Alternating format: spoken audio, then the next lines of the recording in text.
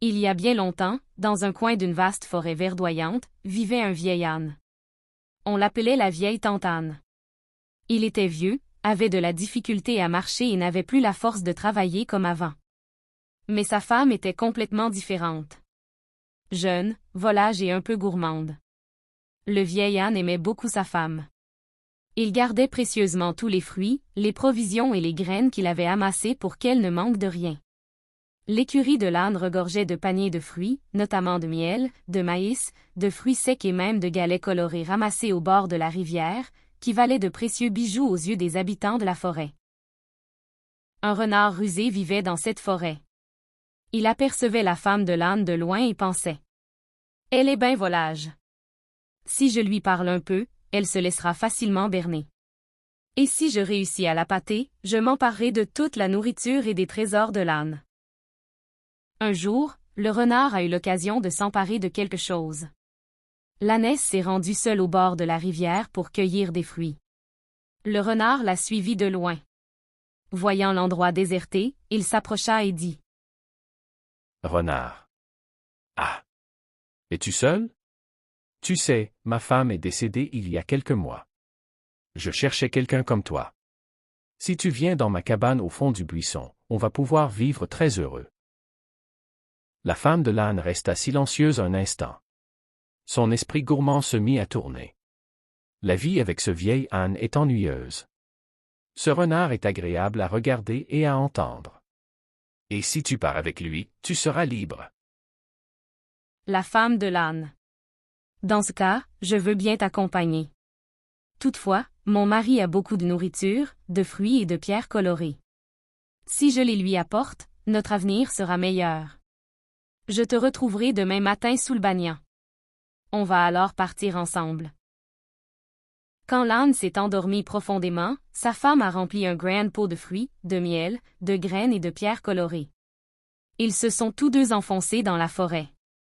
En chemin, ils ont rencontré d'autres animaux de la forêt et des singes, des canards, des cerfs qui les ont vus et leur ont demandé: « Et, où tu t'en vas? » Mais la femme de l'âne n'a pas répondu, perdue dans ses pensées. Des rêves avides. Ils ont marché longtemps. Ils sont arrivés à une rivière profonde et impétueuse. Le renard sourit alors en lui-même. Renard. Ce serait dangereux de l'emporter. L'âne la chercherait, et les autres animaux aussi. Le mieux serait de s'enfuir avec le pot. Écoute, la rivière est bien profonde. Je ne peux pas te porter avec le pot. D'abord, je prendrai le pot et je traverserai. Ensuite, je te porterai sur mes épaules. La femme de l'âne lui a donné le pot sans réfléchir. Mais le renard ne s'est pas arrêté là. Le collier de pierres colorées qu'elle portait au cou et les bijoux de fruits et de vignes à ses mains étaient très lourds, alors elle les a pris tous. Ainsi, elle pourrait facilement porter l'âne de l'autre côté de la rivière. La femme de l'âne, avide, a enlevé tous ses bijoux avec un sourire.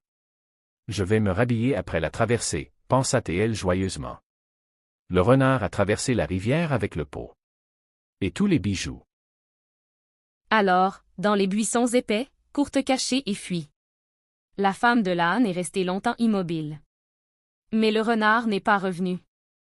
Pendant ce temps, les singes qui erraient le long de la rivière, les canards migrateurs et même les vautours observaient la scène de loin. Le singe s'est mis à crier: « Singe! Oh là là! Quelle bêtise! Crois-tu vraiment ce que dit le renard? La cupidité perd les humains comme les animaux. On t'avait dit, ne pars nulle part sans avertir personne. Qu'est-ce qui va t'arriver si tu vois le résultat? » La femme de l'âne s'est alors mise à pleurer hystériquement. Les mains vides, pleines de honte, condamnée, elle n'avait plus aucun moyen de rentrer chez elle. Le cri du vieil âne. Quand l'âne est rentré chez lui, il n'a pas trouvé sa femme. Quand tous les habitants de la forêt lui ont raconté l'histoire, il s'est approché lentement de la rive et s'est tenu devant elle. Épouse. Éducation. Tous les animaux de la forêt dirent ensemble. La cupidité mène au désastre. L'erreur commise par la soif d'un bonheur immédiat mène inévitablement au malheur. Rester sur le droit chemin est la véritable sécurité de la vie. L'histoire s'est répandue dans toute la forêt. Même le renard s'enfuit plus tard, craignant d'être attrapée. Et l'ânesse? Elle a compris.